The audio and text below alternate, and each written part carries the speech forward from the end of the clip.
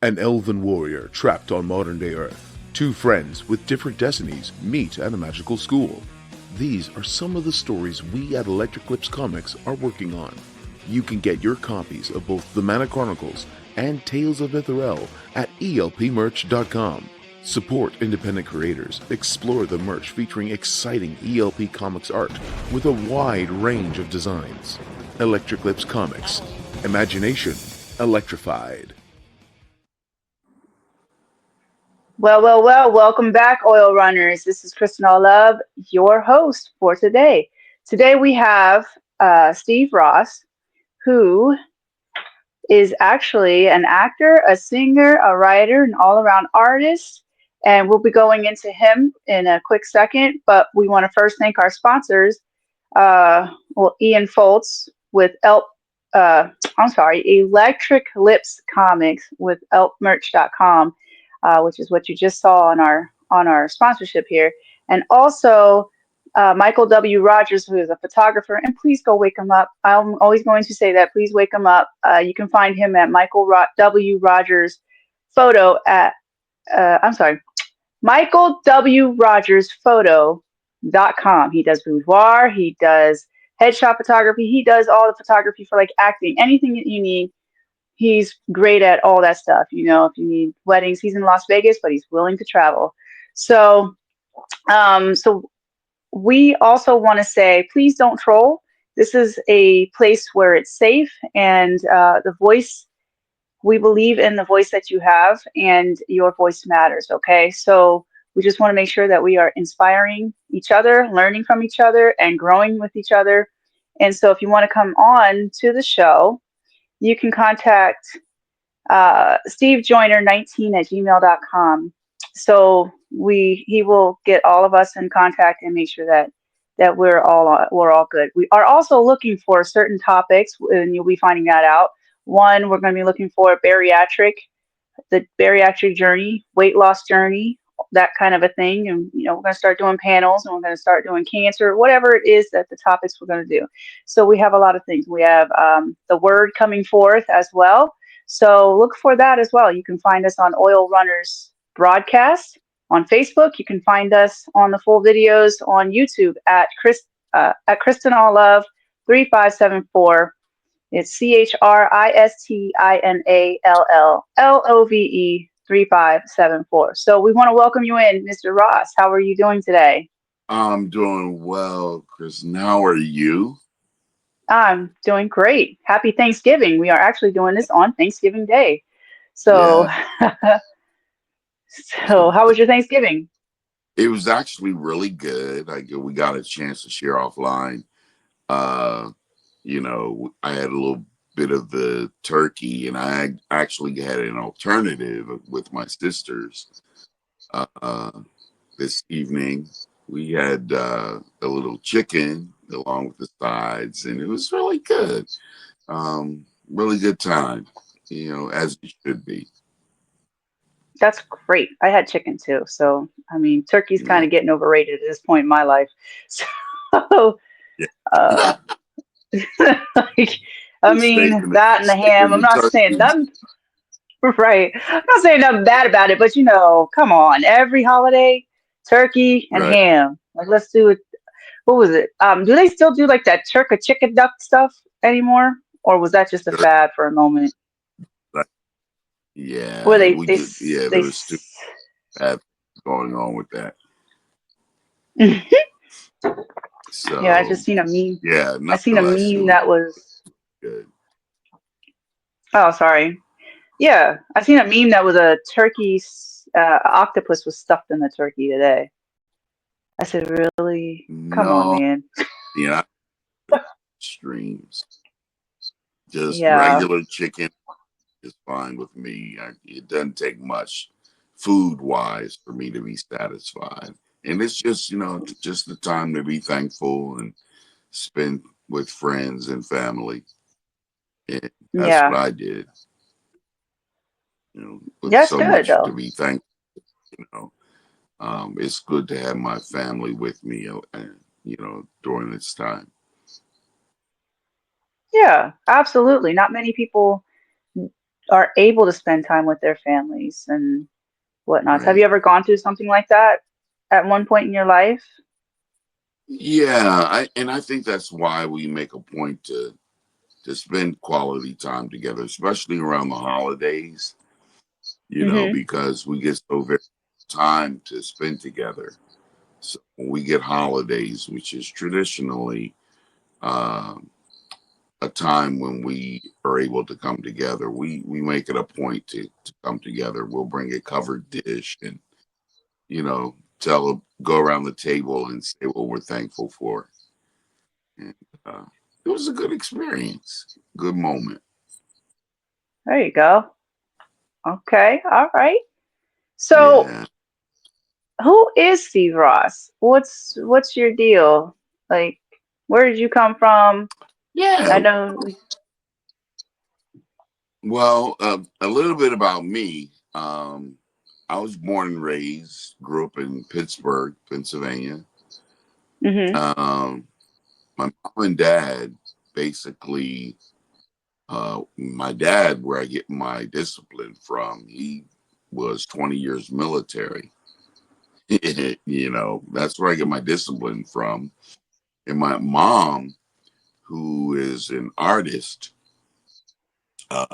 which I told you about, is where I get my creativity from. Everything that I like to do on stage and film, Mm-hmm. I get it from my mom. So we came to Harrisburg maybe in like '79. My dad took a job with the naval department in Harrisburg as a dental Okay. technician, and where um, and we kind of stuck around here for a little bit, and so I've made Harrisburg home for quite a little time. And I've traveled. I've gotten to travel a little bit to places like North Dakota, uh, DC, Baltimore. You know what I mean? Those different other states and things of that nature. But Harrisburg pretty much has been home. Nonetheless, I was able to, um, visit a few churches. And sometimes it's either hit or miss. You develop rapport and relationships. I've been going to church all my whole life since I can remember sitting on that row with my siblings. I have four sisters and one brother, so I'm Mm. the youngest brother of six. Wow. And yeah, yeah. So used to having a big family, during the holidays and birthdays and things of that nature, and have some good stories that we always are able to share with each other. We look back on our childhood and things like that with fond memories. But we come from a long line of musicians, singers, actors, just all around creative uh, folks. If we didn't do any kind of higher learning or military, we gravitated toward entertainment. And I Mm-hmm.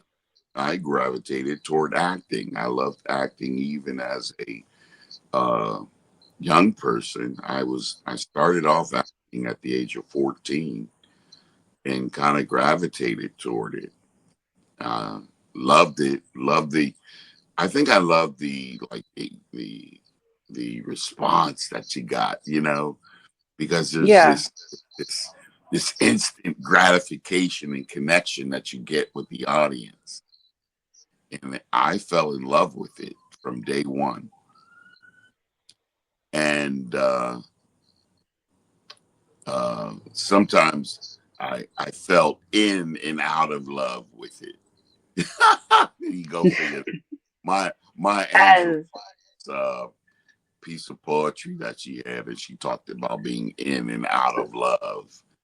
mm, you know, I love Maya. Yeah. Yeah. So I think acting was a love-hate relationship. And I think that's why where you get the happy and sad faces with acting. Yeah. Oh, good old Berg. I can hear that in the background. Yeah. Oh, uh, yeah. It's Oh, fortunate. it's all good. It's all good. I haven't heard that from the Berg in forever. Oh, uh, gravitated toward acting and loved it. I mean, I really, really, really loved it. No matter what I was doing, even your well-known actors that you know of, a lot of them had started out doing Hmm. stage plays, like your Denzel Washingtons and those great actors and actresses that you know of. They'll tell you they started out doing stage acting, and Yeah. they often would go back. So no matter what I was doing, uh, film wise, I would always go back to my first love, which was stage acting. And no matter what I was doing in terms of 9 to 5, I would always find myself doing plays. Now where I get calls from people that I grew up with, either um, people that were in the business or they were in the industry, the Hmm. entertainment industry, because whether they were actors or non-actors, there's an entertainment industry where we look out for each other, and they'll call me and say, "Hey, Steve, there's this stage play. Did you know it was going on?" And I would, no, so they would connect me with the producer, and one job led to another, to another, to another, and that's kind of how I stayed relevant and stayed effective. And like they say, I kept my acting chops sharp uh, in that regard. Yeah. Okay. So,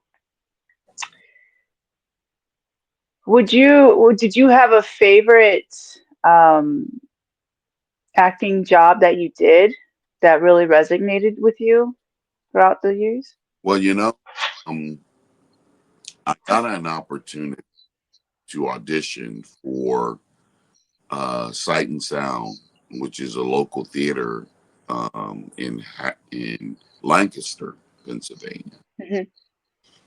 And the audition process is very, very grueling. I mean, it is. It does take a while, and they have like uh, their process is somewhat of Broadway theater in its approach. So to land that type of position or that type of acting gig was an accomplishment to me. I was like, wow, this is big. This is a major Broadway theater, Yeah. 300-foot wraparound stage, and you know, I was of the mindset, hey, I've arrived. I'm Broadway material. And when I got this first acting gig, I got the role of Thaddeus, which was Oh, one of okay. the disciples. So I got a chance to score or get or book, I should say, my first big role as Thaddeus, one of the disciples of Jesus. So I put everything into it. I, packed my bag and I moved to that particular city because we had to be committed. We were doing basically 3 shows a night, Hmm. um, Friday, and we had to do everything from stage combat to riding animals, getting acquainted with animals. I haven't even ridden a horse prior to Oh, Sight and Sound. So we and had to how did that train go? everything, horseback riding to Mm, work with, your everyday domesticated animals like dogs and right. cats. We had to learn it. Um, and that was quite an experience because uh, I have to say, learning how to make the connection with an animal that you're going to have to ride on, you have to form a bond with that animal.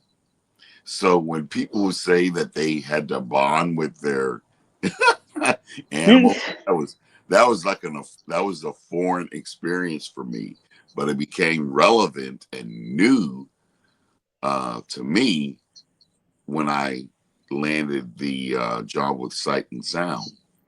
This was my first gig, so I wanted to make a good impression. And so I spent 2 years learning. That's where I learned a lot of my what I know today about stage acting.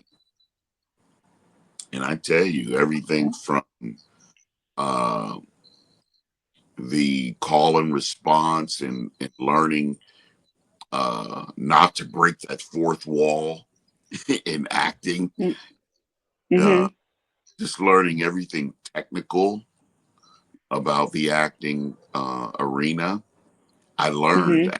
acting sound. I think that's where I got a lot of my groundwork and a lot of what I know today.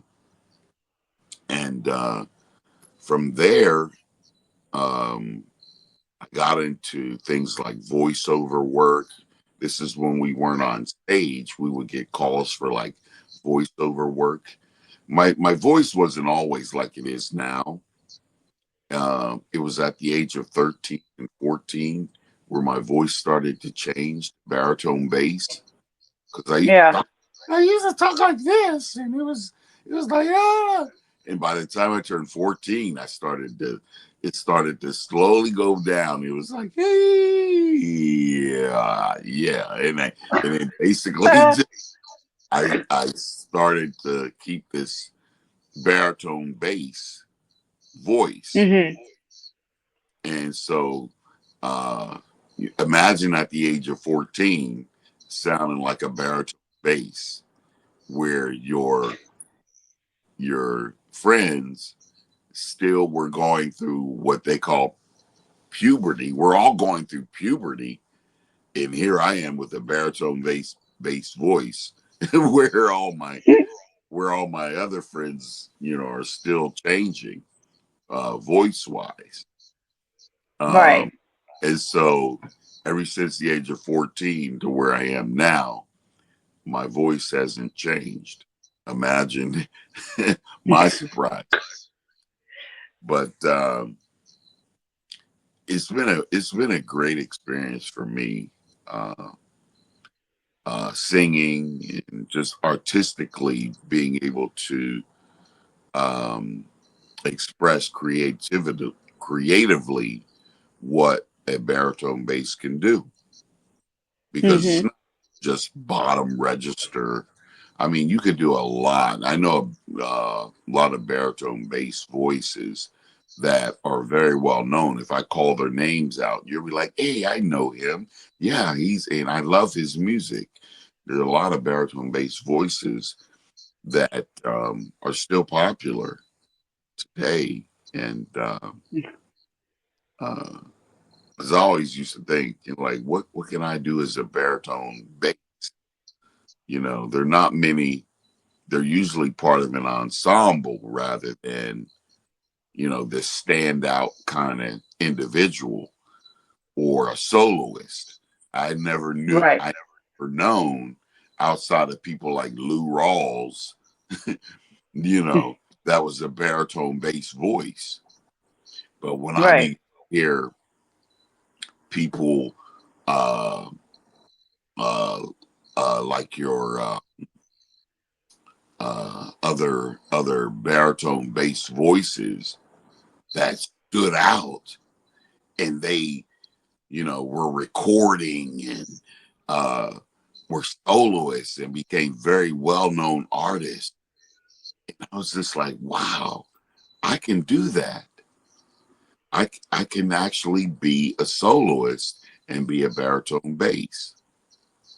Right. Yeah. Um, yeah, and so that was encouraging for me to continue on, because I felt like, I couldn't be relevant anymore, that I had to be a part of an ensemble to be out there, that I was convinced that I couldn't be a soloist, but um, they were like, no, yeah, you could still be a soloist and be a baritone bass.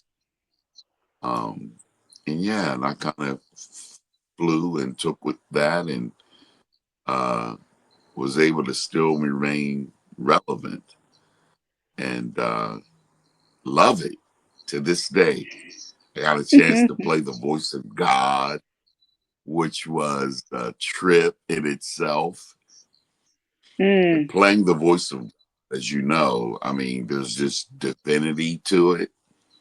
Mhm. You know, so all eyes are on you, and you have to maintain this divine posture, But I'll tell you this short story about my time in Sight and Sound. I had this one time where, because I do the voice of God from the mountain, and all there is Okay. this light, and I'm behind this rock doing the voice of God. This Uh-huh. particular this particular night, the mic goes out. Imagine Oh that. boy. Imagine my surprise when now I have to hone in on my projection and what I know is an actor that had been trained without a microphone. And so this is Ah. the first time in my life where I have to perform without a microphone at this stage. And so I'm yelling, oh, blah, blah, blah, whatever the voice of God would have to say. Mhm. And uh, finally, the mic comes back on, and here I am yelling, It's like, oops, the my word. bad. Like, And, but it turned out to be a really, really great experience for me. I spent 2 years there, and it was a mm. real great highlight to my life, and still remain friends with a lot of those guys, and was able to actually get other uh, work as a result of that, and was a great rewarding experience for me. Um, and I get a chance to share that with other actors, and that are kind of wondering, well, how do I get into the business? And a lot of people call it, a lot of actors call it paying your dues. You gotta pay dues. Like, well, these well-known artists, whether film, stage, they tell you you gotta pay dues. You So what gotta do those work dues look the like? uh, work the work. The Bible even declares that I must work the work of him that sent me. Work one Mhm. day, for night comes when a man cannot work, and let you know that there's going to come a time when you're not going to be able to work. So work while it's day. Work while uh, it's available, at the ready, and the opportunity presents itself. There's a there's a term uh, that says carpe diem. You remember hearing that? Carpe diem means Yeah. seize the day, seize the moment, because Yeah. that piece was taken from the Bible, to work while it's day, or for when night come, no man's can work. And from that, you get carpe diem, to seize the day, seize the moment. And so what I've done is I just basically have done just that, and taking these moments in time and maximizing them, not only cherishing it, but allowing it to be the next stepping stone for me to build upon. When Jesus pulled the 12 disciples uh, that were to work with him, Peter was the one that got the revelation that Hmm. Jesus was the Christ. When Jesus said, "Who do men say that I am?" He wanted to know, hey,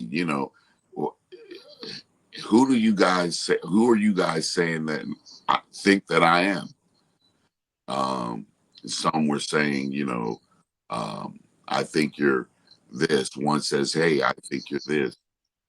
But Peter stood up and said, he took a stance and said, "Thou art the Christ, the Son of the living God." And so did you begin to say, flesh and blood has not revealed this to you, but recognized that he had the Holy Spirit reveal this to him. And he said, Jesus said, upon this rock, it is what is which means interprets, upon this truth I will build my church. And that is the foundation upon which Jesus built his church. And so what helped me to realize that if we're going to build anything career wise, whether it be entertainment, relationship, and do anything entrepreneurially, that it has to be built upon a solid foundation. Anyone will tell you that. I've got millionaire friends that have taken biblical verses and built their business based upon biblical verses. Mm. You Yeah. know, and your entrepreneurs, uh, your Bill Gates and your Warren Buffetts will oftentimes will reference scripture to let you know that there is a scriptural methodology and foundation upon that they upon which they built upon to help them build their brand and build their business and which they follow. That's why a lot of you'll see them giving 10 and 20% of what they owe or what they earn just away to charity. That goes into things like tithing and whatnot, and things of that nature. But I don't want to get too far off topic. I don't want to digress. Well, Um, let's go with your views on job versus work. yeah. What's your views on So that? just a little nugget of thought that I wanted to give. I feel as though that um, I just wanted to come on tonight and just give a little bit of uh, nuggets of wisdom based upon my own experiences, but not only my own experiences, but um, the understanding that God has given to me, that there are three principles that I live my life upon. It is the knowledge that we gain, but knowledge alone won't help us.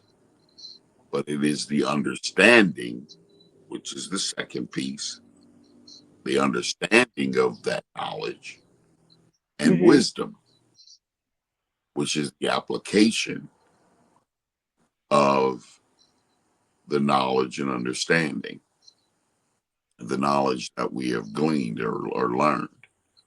So it is those three principles upon which um, I was given this piece of information that and that I would like to talk about today, because oftentimes uh, we equate our job with our work, and we define ourselves by our job. Our job, oftentimes, we don't let people know a job is what we do. It's not who we are. And people would say, "Well, tell me about yourself," and someone says, "Oh, I'm a doctor," and no, that's what you do. It's like, tell me about yourself. Oh, I'm a lawyer. And no, that's what you do. Who are you? Who are you? Is it what's your work? What is your uh, assignment? Right? What have, Right. what have you been? What have you been placed here to do?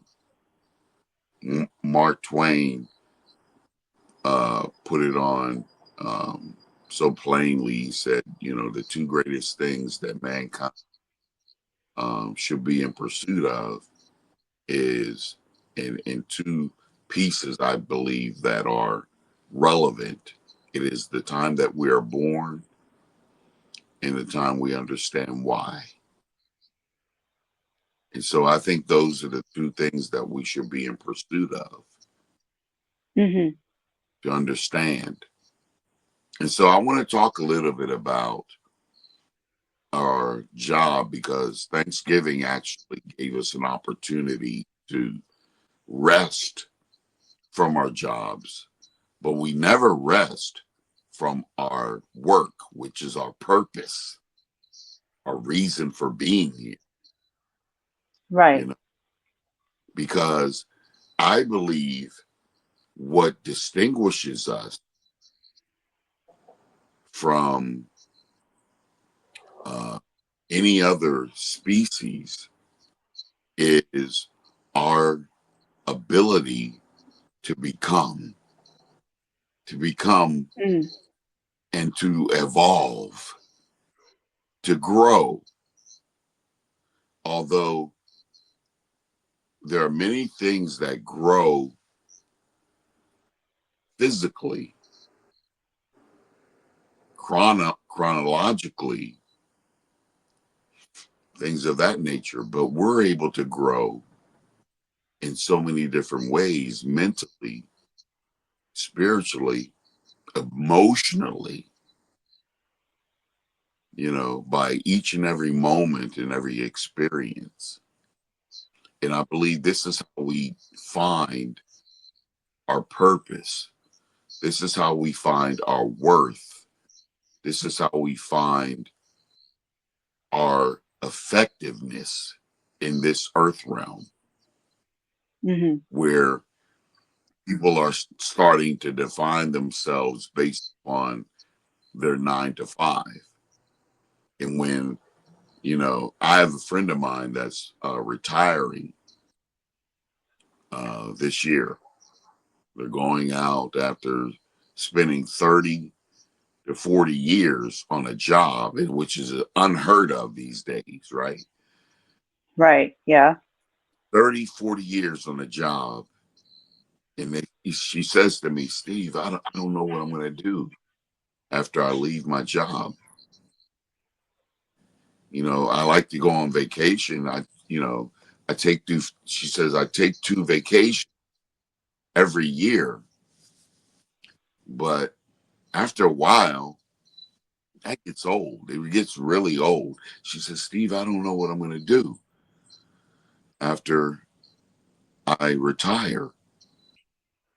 I was like, Right. what do you Yeah. mean by that? I said, what do you mean? And you enjoy yourself, kick your heels up and live your life to the fullest. You know what I mean?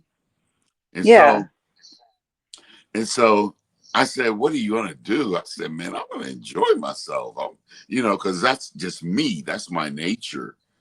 Because I never consider myself to be finished. I don't think I'll ever retire, because I'm doing what I love. I'm doing what although I have a 9 to 5 job, I tapped into those things that I have a passion and love to do, like yourself. You have your artwork, and you're so creative and things like that. Mhm. But today I want to talk about, based upon the things that I've talked with people about, so that they don't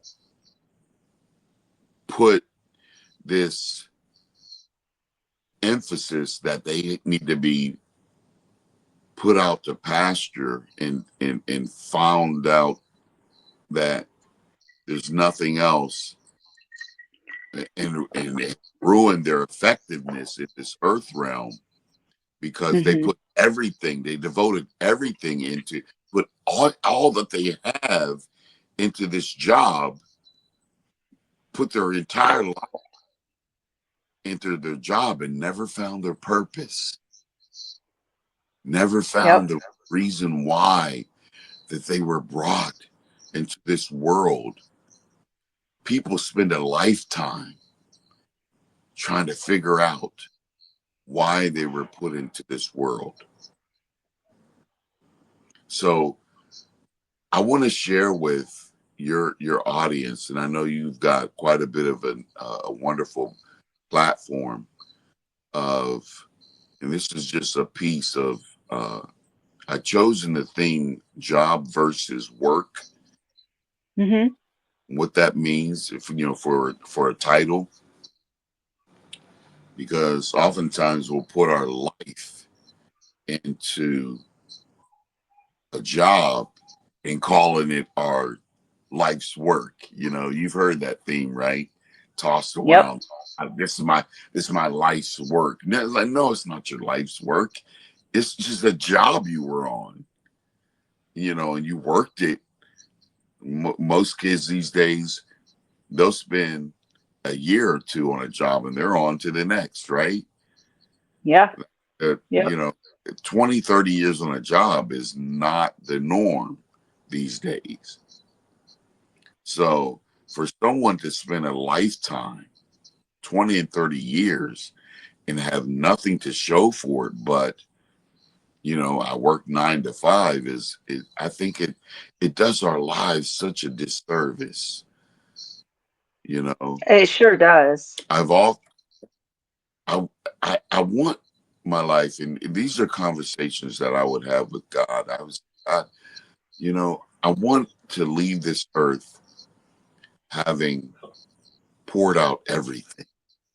I want to leave, because when I would do stage plays, I would say I want to leave it all on the stage.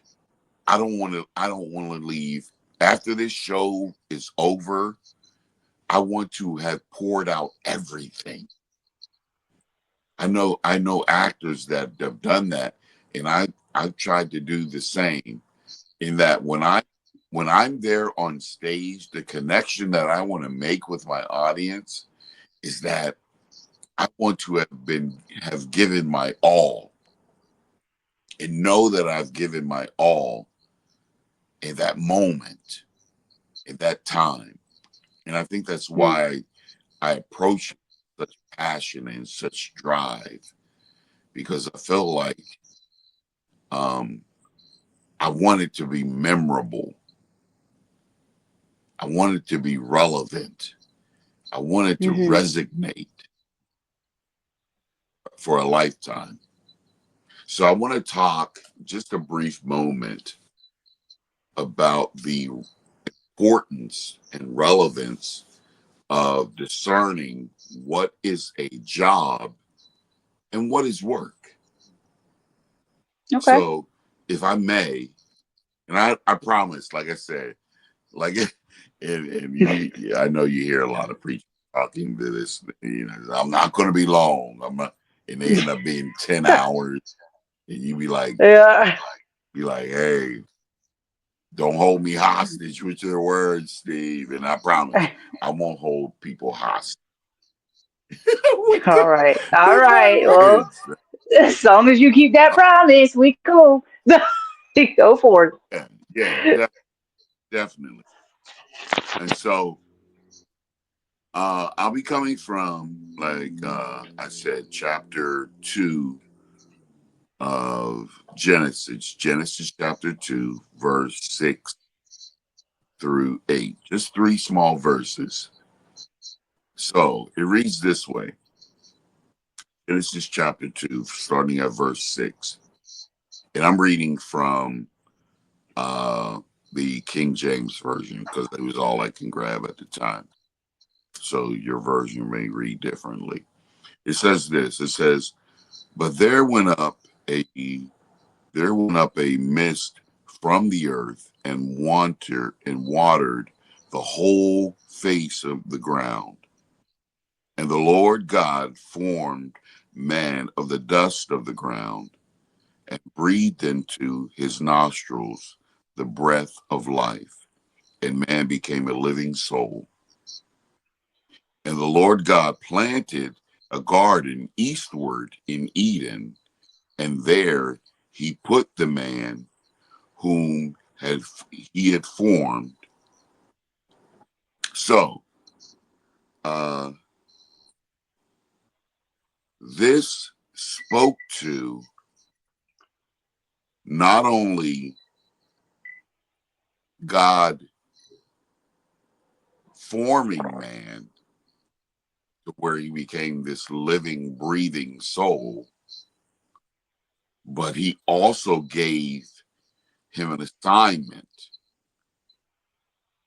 that God, when it talked about God, how he created the earth in 6 days and on the seventh day rested, gave us an implication of, with our jobs, the purpose by design, that we should not overwork ourselves and put everything that we have into a job. That even God and even people will say, hey, even God rested on the seventh day. And, in that God even rested on the seventh day. We had to rest from all that he created, all that he had done creatively. He found it relevant to rest from everything that he had did and everything that he had done, which implies to us that no matter what 9 to 5 that we have, that we should not be working 7 days a week, that we should find time to find Mm-hmm. balance in that which we have done, that which we know of as work. So anytime, or a job, I should say, anytime someone says, "Oh, I have to go to work, or I have to go to the job," and you never find time for balance with family and friends, and to just rest from that. That's, I have to say, I found from my own experience to be very unhealthy and very unbalanced. Right. More often than not, I felt myself in an unhealthy state, not only physically, mentally, but spiritually. It was draining. Um, and I'll get a chance to maybe share that in other podcasts, that um, I found myself in the hospital at times, when I was overworking Mm, myself, working 6, 7 days a week, trying to make ends meet, robbing Peter mm, to pay Paul, paying credit cards and, running from the bill collector and, say, here's the rent and blah, blah, blah. And going out there. And it's this never ending cycle of bill right. Yeah. paying, things of that nature, and never getting caught up to where uh, now in my later years, I'm able to find balance in that. But where I found now, not only financially did I have to find balance, I had to find balance relationally, in my relationships, and just socially, health wise, that I couldn't put all of my investment into my job and thinking that I was going to find satisfaction in just my job alone. There was a song that came out in the early 70s, and I'm going to date myself, in the mid 70s. Roll group by the name of the Rolling Stones. They said, I can't get no satisfaction. Mm, mm-hmm. Can't get no satisfaction. Like, right. That even even your rock and roll stars knew that there is no satisfaction in job alone, in the 9 to 5. In the thing that we know that was supposed to bring this fulfillment, Paul wrote, everything is vanity, you know, in that which we know. And so I found in my own experience, in my own walk, that you get burned out real quick. And a lot of people are getting burned out, even in that which we love. Those things that we love, we're to find balance. And so I even had to find, even in my love for acting, I had to find balance because I have 2 kids. They're older. They're a little older now, but when they were younger, I had to find balance in that, to spend time with my family, and you having children as well. So, you had to find time to spend time with your son, spend time with him, and what that meant to him, Christmases and other holidays, major holidays, having to find, because I found myself working on Thanksgiving, working on Christmas, and working on, all these major moments that I could have been spending time with my family. And it's learning balance in that. And Yeah. so um, I had to learn hard the uh, I had to learn the hard way. Mm. Hmm. uh, Yeah, I think we all to, did. to balance. So what I believe Genesis is telling us, by our creator, by way of our creator, that um, that although I've given you work and I've planted you in an area based upon your fall, now that you have to till. That's why I implore your audience to read the entire chapter of second chapter of Genesis, where it talks about man as a result of his downfall having now to work and having to till the ground, and now he has to sweat, and now no longer uh, is the ground just yielding to him without having to work. Now he's got to till that ground and work that ground Mm-hmm. to reap a harvest. So throughout that experience, what I believe God is sharing with you, with us, in relationship to these three verses, is that your work, your job should not define you, but what brings you fulfillment is the work that I've assigned to your hands. And this is the purpose that I'd like to talk about, or the work that I'd like to talk about as well. That it is not just what the 9 to 5 and the gratification that brings you there financially, but there is also fulfillment that has to be had mentally and spiritually, that we must Right. bring satisfaction to the entire man, that we can't just allow just our finances alone to drive us and say, because I've come from the family or known families that say that, oh, as long as I'm a good provider, that's all that's required of me.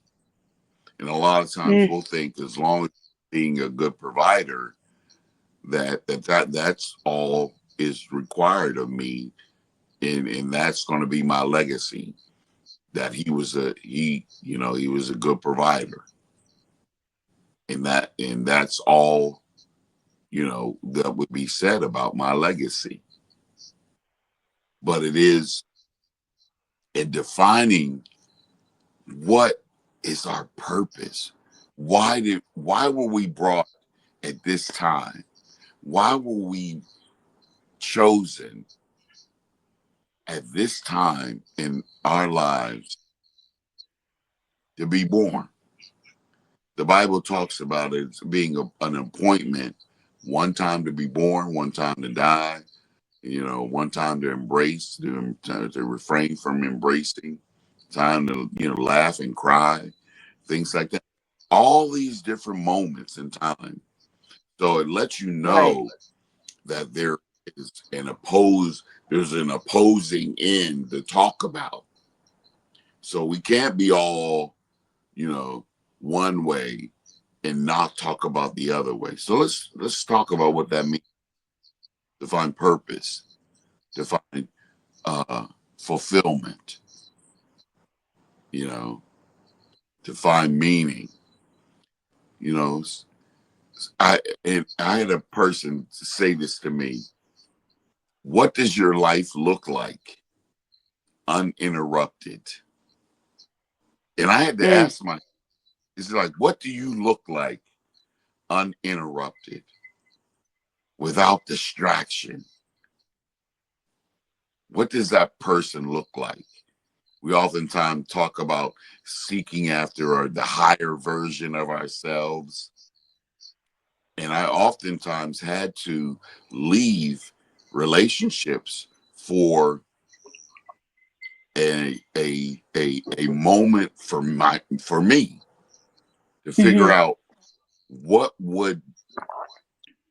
what does Steve look like undistracted, undisturbed, um uh The and unbothered kind of. yeah, unbothered. And what does that look like? And do I get satisfaction from it? And so I began to be on a pursuit. And so, based on that pursuit, um, and you hear about our forefathers talk about uh, the pursuit of happiness. I feel Mm-hmm. like pursue happiness, and our pursuit of happiness means something has to be happening. It implies that something is happening, something's out there. And it implies also that we're chasing after something. So I'm in hot pursuit of something, not knowing, and all the while I'm unfulfilled, going here, going there, trying to find fulfillment, trying to find satisfaction, trying to find this oneness and wholeness, and finding balance between work and pursuit of my uh, uh, fulfillment, for pursuit of who I am and what I know, uh, and working these jobs and working these odd jobs and things like that, never finding fulfillment and never finding my purpose.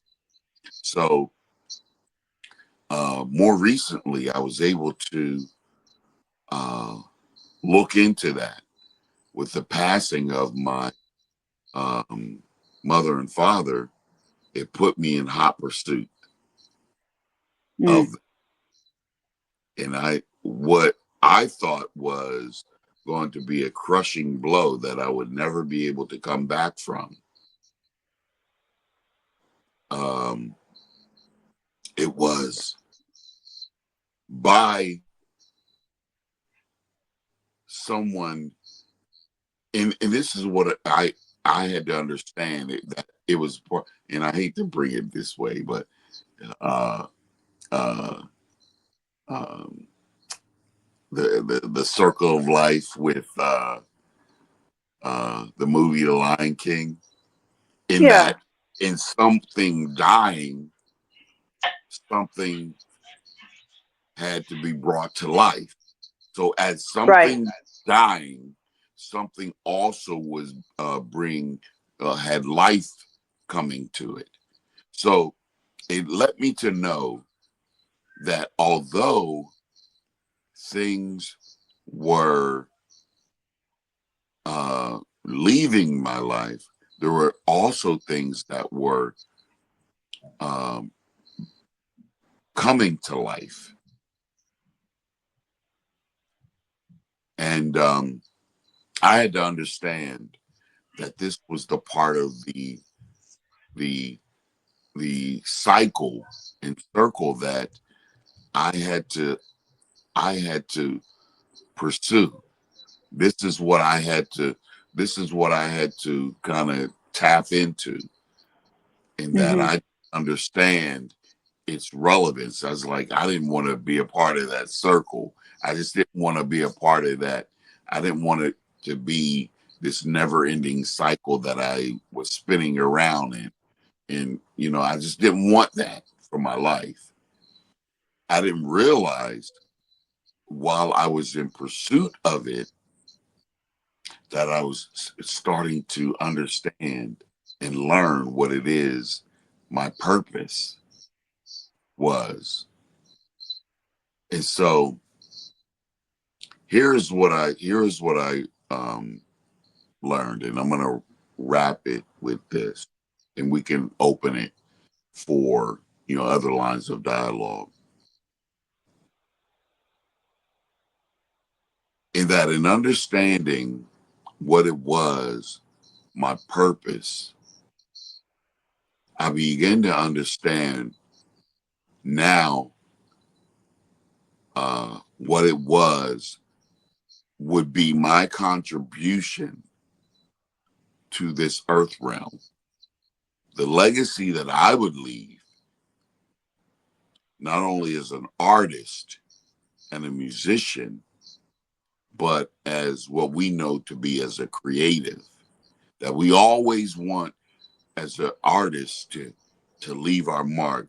Artists like Michael Jackson and Prince, uh, Hmm. these guys have left these indelible marks on the earth realm. Although they have these different genres of music that they came from, I believe that it was a way in which that artist was able to to voice how they how they were pursuing life. This was what I wanted to say.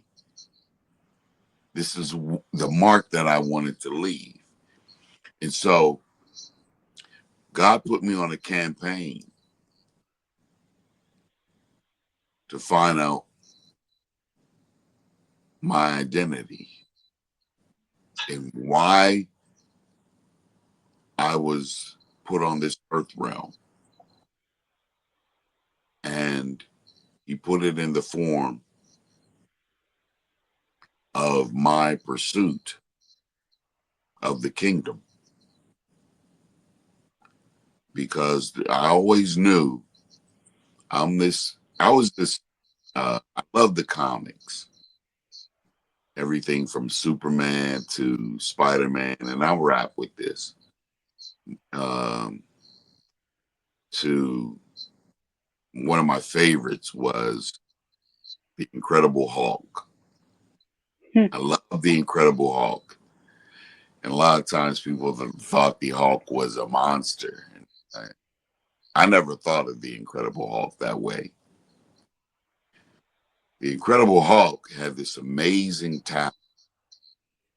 Although he could not fly like Superman, couldn't spin a web like Spider-Man, he had this amazing strength about him. In that the only way that he could get to his strength is that he had to be in areas that made him angry, or he had to Hmm. be enraged in order to get him there. Right. That it was with every moment, the Bible tells us to be angry, but sin not. In pursuit of our purpose, it didn't say that wouldn't be frustrated and angry and confused and sometimes feeling without purpose and without meaning. But it lets us know that we're in the right position to pursue our purpose in that legend, in that hero, that identity that we were in such pursuit of. That it was in that I understood what my purpose was and began to find my voice and understand that and be able to make the distinction between what is my job and my career and Hmm. what would be the lifelong pursuit and work that gave me fulfillment and that has given me purpose and that would be God's pleasure having me fulfill that purpose. And so I say this, that when you find your purpose, you have found fulfillment. I end with that. And I pray and hope that this moment has uh, you thinking and helps you to, in some way, shape, or form, to keep you encouraged, keep you motivated, keep you alive, and keep you relevant and effective. That's all I wanted to be. I said, God, I want to be effective. Well, whether we're talking on a podcast, whether we're talking one to one, or Hmm. I'm talking to a mass group of people, I want to be effective. Help me to be relevant. Help me to have purpose in this time. And I want you to be pleased. Um, and so I say that what I say to one, I say to all, be on watch. and pray. And I thank you for this time. Amen. All right. Um, yeah, I mean, wow. I mean, I really had nothing else to say besides, Just a little jeez, bit. You know, just I could be let a you go. to be continued. Oh There's a lot. yeah, we'll have part two, three, four, five, six. There's a lot of, definitely want to touch on the identity later Oh man, the because book that's a, um speaks to my own account. The Kingdom Code is my own account in my pursuit of my own identity. I had this one hmm piece that really, every time I talk about it, I mean, it even now I could feel myself kind of swelling up because you start to recount those moments. It's called it On the Prowl, where I give a detailed account of, man's fight against man, you know, whether it's book or a movie. That you talk about man against nature, or man against himself, or uh, these are how stories are told. yep. More often than not, it was man against man, or man. Yeah. I remember all too many times, and I've been fighting that battle within, you know. And this piece I tell about being on the prowl. It's a true account of man against himself. hmm Tell you, every time I tell it, it's just like, oh my Lord. Uh, but he got me through it, and he got me around it, and got me over it, uh, to where it doesn't affect me, and that I can share it, and with being a, and I can even share it in a book or one on one or with a group of people, and say, hey, this is my truth, and to let you know how to overcome.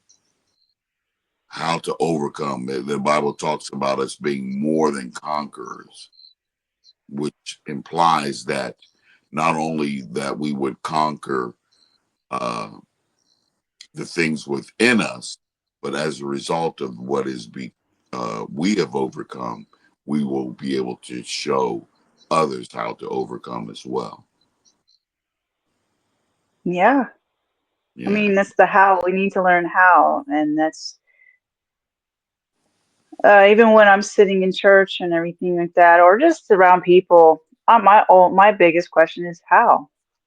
If I'm in a therapist's office, how did you go through something too? Like, don't just yeah, give me the book. I want to know, did you overcome something, or let's yeah, be real about it, because yeah, that's where the meat is and like the where we're gonna really um start healing and just yeah. how. Church leaders that do that will put themselves up on this, I don't want to say pedestal, but on this higher plane that your average person doesn't think is attainable. Yeah. Uh, you know, and we have to let people know there have been church leadership, myself included, that have been given a series of tasks where it brought our humanity in check. You ain't lying. I'll tell you It that. would Yeah. let us know that, hey, we're human, and hmm we have things like that.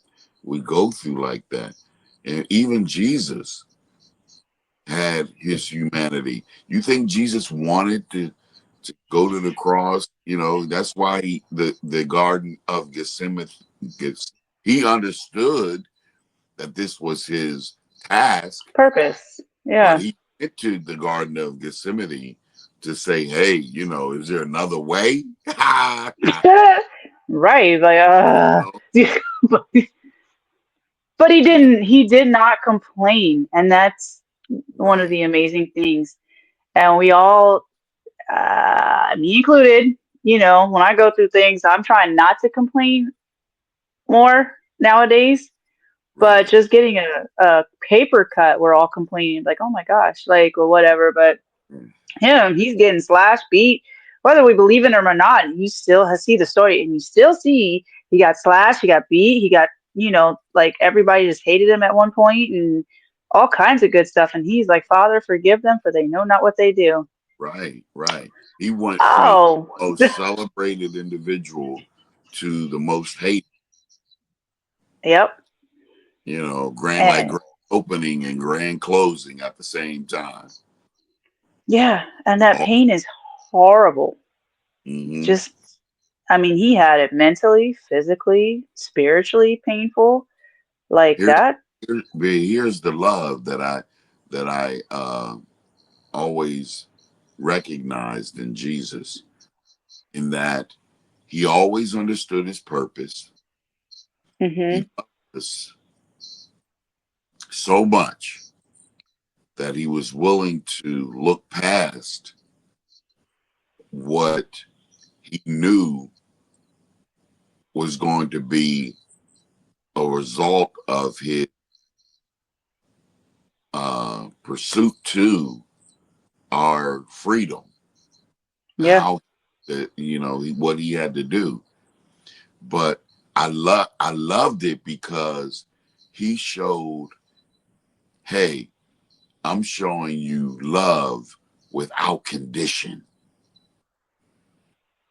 yeah, And that, when we learn that, to love without condition, I'm telling you, it's the greatest liberating experience that you ever want to to to to to have in your whole entire life.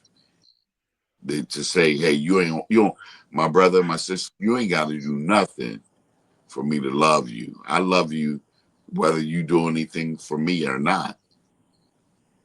yeah, You know what I mean? That you don't have to do anything. That takes people aback. They're like, wait, you don't want anything from me for me to for you to love me? Well, wait, what? That's yeah, foreign. That's foreign to a lot. absolutely. And it's a it's a thing that we have to, it's a by our experience of becoming, that we this is developed it, because this is developed through our character, through our experiences. But our love is is grown. Our love actually grows. It's a growing, a living. The Bible talks about it, that he commended his love toward us. Hmm. That lets us know that love is an action. That unlike God, God is love, right? He doesn't Right. show, he doesn't display love. He is love. You know, Donnie McClurkin said it best. He said, he said, God uh, doesn't have wisdom. He is wisdom. Right. That he doesn't know things. He is those things. That's why he says, I am that I am. You know, that all that we know to be, he says, I am that. All that Right. is good and perfect comes from you, the songwriter wrote. You know, so um let's just know that we, um because we are, and that's why I read the verse of scripture that when he breathed the breath of life into us and we became this living soul, we took on his creative nature. we took on his ability to create, to manifest, that there is not only a spirituality about this, but I was looking at a program the other day to show that there is also a science to this as well. Mm-hmm. That in the science community, um, neurology suggests that uh, when we say a thing, the neurons in our brain, basically, when we say things, the neurons are affected that shoot up to our brain to form the conditions by which we speak. Does that make sense? You understand that? So Yeah. our words, our words that we say create our atmosphere. Isn't that what God did? Yeah. So Yeah, he everything sure did. spoke, he spoke into existence. That's why, you know, um, we talk about back in the day, sticks and stones may break my bones, but names Words were. can't never hurt me. And I beg to differ, Mm-hmm. because there was a scientific experiment that was done. There were four individuals that were words were put on their backs, and none of the four knew what words were on their backs. But as they turned around, the four of them could only speak to each other with regard to the words that were on their backs. You know something what happened? They That began, atmosphere changing too. that atmosphere changed, and they became what was on their backs Mm. based upon the words that people were saying to them. I said, man, that was awesome. That was such a relevant, so relevant to how we react today to what people say to us and what we internalize as individuals. So it matters what we say to ourselves, and also the things that we internalize. So it lets us Right. know that even what is said to us in a negative way, that we counter that with positive things. That's why things like your podcast is relevant, because you have such a positive platform that people can come on and talk about not only what hindered them, but those things that helped them along the way. Yeah. I had a I had a friend of mine who is that stayed with me for about a year, um, in my apartment here, and he was, well, still is today. He's deaf and he can't speak, Mm-hmm. and so he was teaching me sign language, and I said, "What's the sign for help?" He said, "This is the sign for help, help." And I would always give him that sign because it let him know that I was in constant need of his help, because the physical movement of it suggests the lifting of Oh, one hand with the other. okay. Oh, I Yeah, never thought about it like that. Yeah. yes. And I shared this with him because I was trying to figure out a way to share the word with him. And so we just talked about help and what that meant. And I just been beginning to share with him verses of scripture that talked about help. And we brought in it, more practical application and things of that nature. And I tell Hmm. you, it was the greatest years. And I learned some other sign language along the way, but um, I tell you, it has really been a learning experience for me and the different people that I've encountered in this year.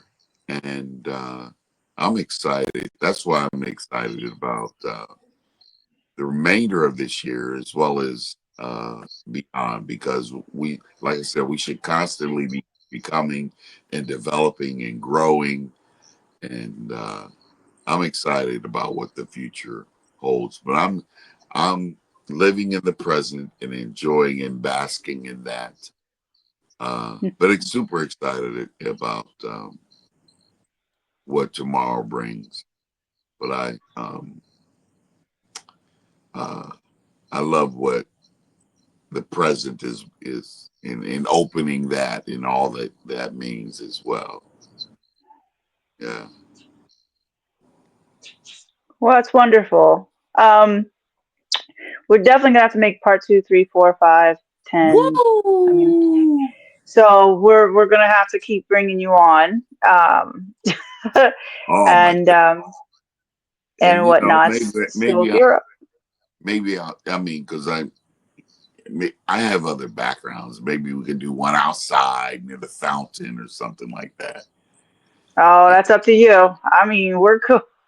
We're cool. Yeah. I mean, But yeah. I However, thank you so much for this platform. This has been such a treat for me. oh yeah, we thank you for coming on, honestly, because it is without you or everybody else, this or God, this would have never happened, honestly. And It's been a it's an pleasure. honor to, It's yeah. my I mean, 10 years ago, I never would have thought that this would happen. So when you and I first met um, at the church and everything like that, so it just kind of, yeah. it's And definitely a different thing. I have friends of mine, no matter how long it's been, 10 or 20 years, you could pick up that conversation and never miss a beat. Yeah. Um, that's the power and strength of relationship and friendship. Um, so I'm grateful to have friends like yourself in my life, and I appreciate you. I really do. Oh yeah, I appreciate you as well. Because I mean, you've been there for me over those years too, and my son as well, and Yay. interesting times, that's for sure. Oh, my um, goodness. but yeah, no, I'm thankful for that. So thank you for being consistent, honestly. Oh, Um, my pleasure. but You know, at the end of the day, my dad used to say that's all we had is our word. Our word is our bond. You know, yeah, be a man or woman of your word. And I say that goes a long way. So I've been trying to yep, live up. and it's working. You're doing a good job. Yeah. So keep doing what you're doing, and we thank you. How is it just the email that we can find you and your work and all that Yeah. stuff, Yeah. or Mr.morethanenough.com or I'm sorry, Mr. More Than Enough at gmail.com. I also have Dimpendora, which is my mother and father's name, Dempsey Ross and Eldora Ross, Dimpendora LLC, uh, that you can find me on. I'm on all like platforms of social media. You can find me. Um, um, yeah, yeah. I'm out there, Steve Ross. And although I don't have any acting pursuits at this time, I'm primarily focusing on my book because I got 11 chapters And like the songwriter said, the rest is still unwritten. I, Hmm. I still got 2 chapters I'm finishing up on, but a total of 11 chapters, and I'm very grateful. But look for that in 2025 called the Kingdom Code, Okay. where it talks about the pursuit of your identity, and just just my own account based upon my own experiences, hoping to help leave a legacy that would be able to help someone, keep them encouraged and motivated to pursue their identity and their purpose in life. Yeah. Okay. Well, we thank you for coming on, Oh, and yeah. we look Well, forward to the next. thank you. Thank you again. All right. Much love. Much love. All right. See ya. Bye. Bye.